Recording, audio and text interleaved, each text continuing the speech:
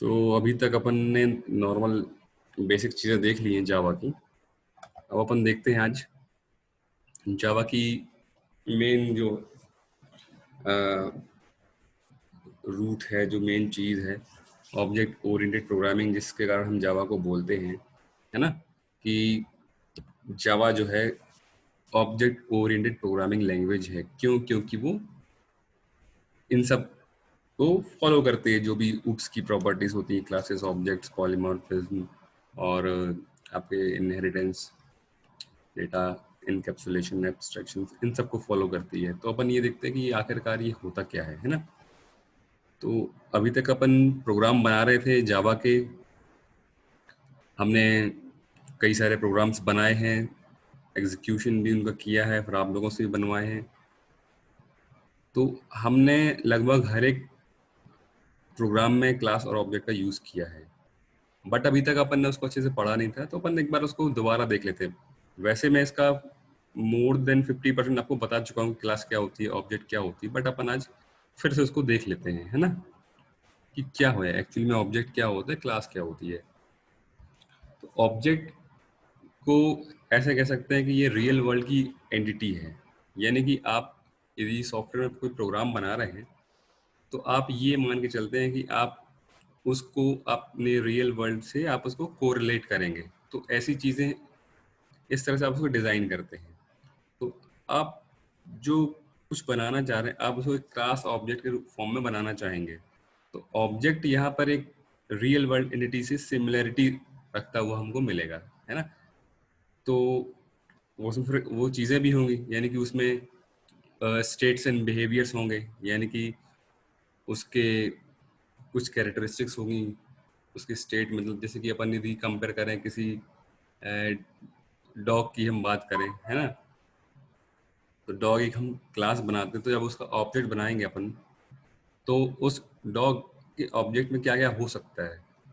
उसका नाम हो सकता है, उसका कलर हो सकता है, उसकी ब्रीड हो सकती है ना। तो ये उसकी स्टेट्स कहलाएंगी ना, ये अवस्थाएं हैं उसकी। फिर उसके बिहेवियर्स रहेंगे। बिहेवियर में मतलब वो कैसे बिहेव कर सकता है एक डॉग। तो wagging the tail, barking, eating, यानी कि पूंछ हिलाना, भौंकना, खाना खाना, ये सारी उसकी बिहेवियर्स हो सकती हैं। तो स्टेट्स एंड बिहेवियर होती हैं किसी ऑब्जेक्ट के पास, है ना।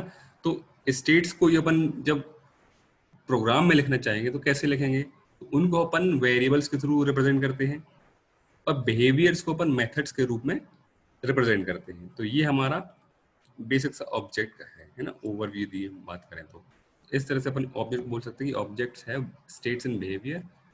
अ डॉग हैज स्टेट्स, यानी कि यदि हम एक डॉग की बात करें, यदि हमने क्लास बनाई है डॉग नाम की, तो जब हम उसका ऑब्जेक्ट बनाएंगे डॉग, तो the dog has states, which state, colour, name, breed, और बिहेवियर भी होंगे, जैसे कि wagging the tail, barking, eating.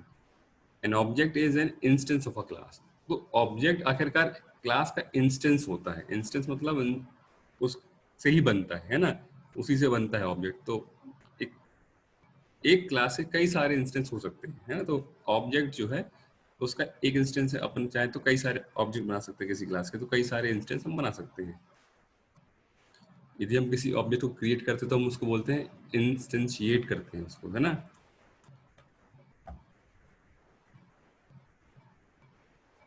Class, अब क्लास की हम बात कर लेते हैं। तो क्लास को अपन इस तरह समझ सकते हैं कि जैसे हमको किसी रियल वर्ल्ड एंटिटी को बनाना है, जैसे कि डॉग की बात करें, तो हम उसको पहले सोच लेते हैं कि उसमें क्या क्या होगा, है ना, उसकी क्या क्या स्टेट्स होंगे, क्या क्या उसके बिहेवियर्स होंगी, है ना। तो वेरिएबल्स और उसके अपन ने मेथड सोच लिए। फिर उन मेथड्स को आपस में कैसे कोरिलेट करना है ना, क्या क्या उसमें मेथड में हमको रखना है।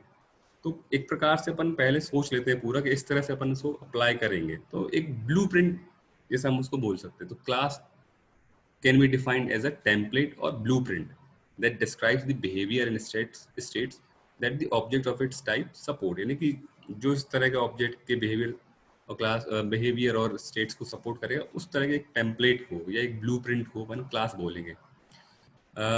ब्लूप्रिंट की बात आई तो ब्लूप्रिंट जैसे अपन कभी कोई आर्किटेक्ट के पास जाते हैं, अपन किसी बिल्डिंग का उससे मैप या प्लानिंग बनवाते हैं, तो क्या करता है वो एक अपन को मैप बना के देता है कि ये एक रूम हो सकता है, ये रूम हो सकता है, ये रूम है, ये ऐसा है। तो एक प्रकार से आपको एक ब्लूप्रिंट मिल जाता है। तो ये आपकी क्लास होगी, क्योंकि एक्चुअल में तो एग्जिस्ट नहीं हुआ ना, अभी आपके सिर्फ कागज पे उसने बना के दे दिया।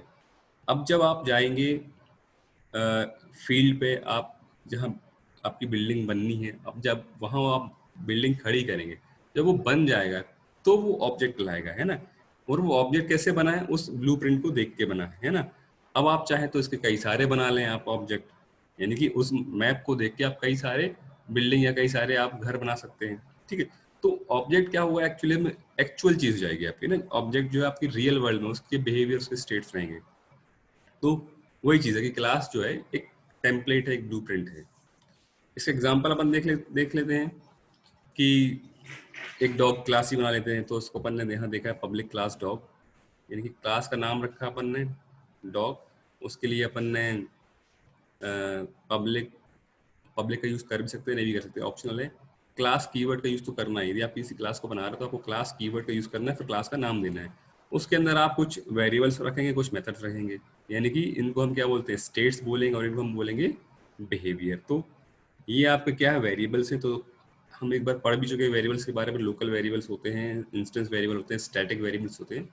तो ये जो वेरिएबल्स हैं ये आपके कैसे कहलाए, ये आपके जो है इंस्टेंस वेरिएबल है ना। ये ऑब्जेक्ट की स्टेट द्वारा है ना, जब आपका कोई ऑब्जेक्ट क्रिएट होगा तो उसके स्टेट्स हैं ये। तो ये जो है आपके इंस्टेंस के वेरिएबल्स हैं, है ना। इंस्टेंस यानी कि ऑब्जेक्ट, तो ऑब्जेक्ट के वेरिएबल है या इंस्टेंस के वेरिएबल, तो इनको हम बोलते हैं इंस्टेंस वेरिएबल, ठीक है। स्ट्रिंग टाइप के दो हैं और एक हमारा हमारा int टाइप का है। फिर आपका आता है मेथड। तो मेथड हमारी कौन सी है, बार्किंग है, हंग्री है, स्लीपिंग है, ठीक है ना। तो ये हमारे 3 मेथड्स हैं। मेथड्स यानी कि बिहेवियर कैसा रहेगा उसका, कब बार करेगा। अब वो कैसे करेगा वो अपन यहाँ पे उसको भी और कोड करेंगे। यहाँ पे अपन ने ओपन क्लोज ब्रैकेट लगा के छोड़ दिए है, यानी कि अभी इसमें क्या करना है वो अपन ने बताया नहीं, क्योंकि अपन सिर्फ क्लास की एक ओवरऑल देख रहे हैं कि कैसे बनती है क्लास। तो वो कैसे होगी वो डिपेंड करेगा, ठीक है। अब जब हम क्लास ऑब्जेक्ट पढ़ ही रहे तो अपन एक नज़र कंस्ट्रक्टर के ऊपर भी डाल लेते हैं। अपन इसको फिर से पढ़ेंगे दोबारा आगे चल के, बट एक बार अपन यहाँ भी देख लेते हैं कंस्ट्रक्टर होता क्या है। Every class has a constructor, यानी कि हर क्लास का एक कंस्ट्रक्टर होता है, आपने चाहे बनाया हो चाहे ना बनाया हो। जैसे इस क्लास में आपने देखा था, आपने यहाँ पे कोई कंस्ट्रक्टर बनाया नहीं है, तो by default Java compiler constructor यहाँ पे बना के दे देगा। यानी कि every class has a constructor, यानी कि if we do not explicitly write a constructor for a class, the Java compiler builds a default constructor for that class। यानी कि अपने पास यदि कंस्ट्रक्टर नहीं है, अपन ने बनाया नहीं है, रिटर्न अपन ने खुद से लिखा नहीं है, तो जावा कंपाइलर अपने आप बना के दे देगा बाय डिफॉल्ट। तो उसको हम डिफॉल्ट कंस्ट्रक्टर बोलते हैं। तो ये होता क्या है constructor, constructor actually automatically call होता है जब आप किसी ऑब्जेक्ट को क्रिएट करना चाहते हैं। Each time a new object is created at least one constructor will be invoked, यानी कि जब आप किसी ऑब्जेक्ट को बनाना चाह रहे हैं, इंस्टेंशिएट करना चाहते हैं, तो एक कंस्ट्रक्टर कॉल होता है। अब वो कंस्ट्रक्टर यदि आपने बना के रखा है पहले से, तो वो मैच कर लेगा कि यदि मल्टीपल कंस्ट्रक्टर है तो कौन से वाले से आपका कंस्ट्रक्टर मैच हो रहा है, तो वो वाला कंस्ट्रक्टर कॉल होगा। यदि आपने बनाया ही नहीं तो बाय डिफॉल्ट जो दिया जाता है कंपाइलर के थ्रू, तो वो कॉल हो जाएगा। अब इसका जो मतलब फॉर्म है कैसा होता है, तो the main rule of constructor is that they should have the same name as the class name, यानी कि जो नाम आपके क्लास का होता है वही नाम आपके कंस्ट्रक्टर होता है। जैसे यहाँ पे आपने क्लास बनाई थी डॉग, ठीक ना, क्लास डॉग। तो यदि आपको बनाना है यहाँ पे कोई कंस्ट्रक्टर, तो कैसा बनेगा वो, उसका नाम भी क्या रहेगा, डॉग ही रहेगा, है ना। अब उसको अपन देखते हैं अभी। The name class can have more than one constructor, ठीक है। आपके पास कई सारे कंस्ट्रक्टर हो सकते हैं, मोर देन वन, और जीरो भी हो सकते हैं। जीरो एक्चुअली आप लिखते नहीं तो जीरो बोलेंगे, बट बाय डिफॉल्ट उसमें एक सप्लाई, एक कंस्ट्रक्टर आपका जावा कंपाइलर दे देगा। कंस्ट्रक्टर एग्जांपल देख लेते हैं अपन लोग। जैसे कोई क्लास है जिसका नाम पपी है, ठीक है ना, पब्लिक क्लास पपी। इस क्लास के अंदर ये जो है ये हमारा क्या है, कंस्ट्रक्टर है। तो सिंपल सा रूल है कि क्लास का नाम जो हुआ वही आपके कंस्ट्रक्टर का नाम होगा। तो पपी नाम की क्लास है तो पपी नाम की आपकी, अब उसकी उसी नाम का आपका कंस्ट्रक्टर हो जाता है। अब यहाँ पे क्लास कीवर्ड यूज किया क्योंकि क्लास बना रहे थे, बट यहाँ पे हम कोई क्लास नहीं बना रहे, तो हम क्लास कीवर्ड का यूज नहीं करेंगे। एज अ मेथड आपको लग रहा है, जैसे एक मेथड बनती है ना, जैसे फंक्शन बनता है, उस टाइप का है ये देखने में, ठीक है ना। और फिर आपके पास फिर वही ओपन कर ली वैसे से उसके अंदर आप चाहे जो चाहे कर सकते हैं, है ना। इसका मेन यूज होता है आपके इंस्टेंस वेरिएबल के, जो इंस्टेंस जो भी आपके इंस्टेंस वेरिएबल हैं उनको इनिशियलाइज करने में करते हैं, ठीक है ना। और फिर ये हमारा एक कंस्ट्रक्टर था। दूसरा कंस्ट्रक्टर ये है हमारा पब्लिक पपी। अब इसके अंदर देखो पैरामीटर भी पास किया हुआ है स्ट्रिंग नेम, और उसमें लिखा भी हुआ है कि this constructor has one parameter name. ठीक है, अब आप यहाँ पे कुछ और भी लिख सकते हैं, यानी कि आप चाहें तो कुछ भी यहाँ पे उसको डिस्प्ले करा सकते हैं नेम को, है ना, या डिस्प्ले नहीं कराना तो नहीं कराएं, आप कुछ भी करा सकते हैं। तो ये हमारे पास दो कंस्ट्रक्टर है, एक जो कंस्ट्रक्टर है वो उसके पैरामीटर में कुछ नहीं है, यहाँ पे सिंगल पैरामीटर है, यानी कि पैरामीटर हो भी सकता है और नहीं भी हो सकता है। अब हम देखते हैं कि किसी क्लास के बाद हम उसका ऑब्जेक्ट कैसे बनाते हैं। ठीक है ना, तो ऑब्जेक्ट को क्रिएट कैसे करते हैं। As mention previously, a class provides the blueprints for objects. So basically an object is created from a class. वही बात, क्लास तो ब्लूप्रिंट है, एक्चुअल में क्या है उसका ऑब्जेक्ट है। तो जावा में जब हम बनाते हैं ऑब्जेक्ट तो न्यू कीवर्ड से उसको बनाते हैं। In Java the new keyword is used to create new objects. There are 3 steps when creating an object from a class. तो 3 स्टेप होते हैं किसी ऑब्जेक्ट बनाने के। पहला होता है डिक्लेरेशन, फिर होता है इंस्टेंशिएशन, फिर होता है इनिशियलाइजेशन। यानी कि डिक्लेयर कर देते हैं पहले, उसके बाद इंस्टेंशिएट करते हैं। तो जब भी ऑब्जेक्ट बनाते हैं इसका मतलब हम उसको इंस्टेंशिएट कर रहे हैं। तो डिक्लेयर मतलब कि आपने किसी क्लास के बाद एक वेरिएबल लिख दिया है तो वो उसका डिक्लेरेशन हो गया। ठीक है ना, तो अ variable declaration with a variable name with an object type. Object type बोल चाहे क्लास का टाइप बोल, जो भी क्लास का नाम होगा वही उसी क्लास का ही ऑब्जेक्ट आप बनाना चाहेंगे। जैसे डॉग ए या डॉग डी, डी क्या है, ऑब्जेक्ट है, या उसको हम बोल रहे हैं वेरिएबल अभी हाल के लिए। डॉग क्लास का है तो ये डॉग टाइप हो गया। क्लास जो है वो एक टाइप है, जो डॉग है वो एक टाइप है। तो डिक्लेरेशन की हम बात करें तो वेरिएबल डिक्लेरेशन, अब इसको एग्जांपल समझते हैं हम आगे। A variable declaration with a variable name with an object type.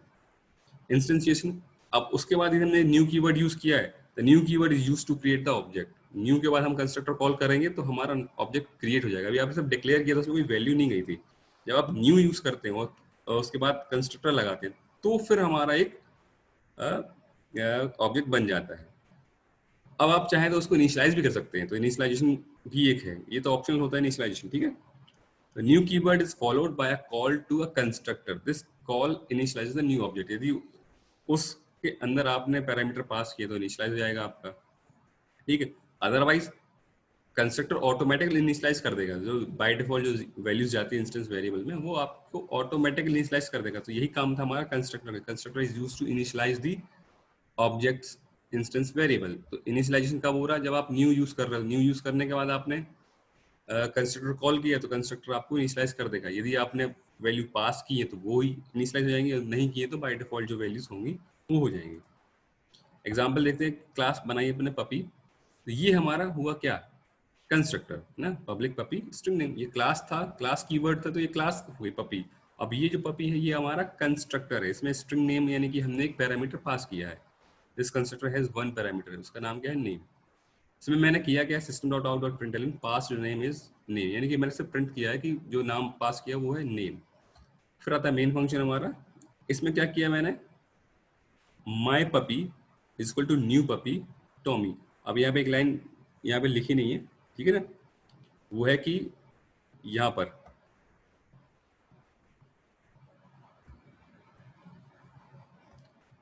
इसके पहले माई पपी के पहले इसको डिक्लेयर करना होगा, है ना। तो कैसे डिक्लेयर करेंगे, ये जो क्लास नेम है पपी, उसके बाद माई पपी, बस इतना किया तो हमारा फर्स्ट स्टेप हो गया डिक्लेरेशन का। तो पपी माई पपी, तो एक लाइन यहाँ पे अपनी स्किप हो गई।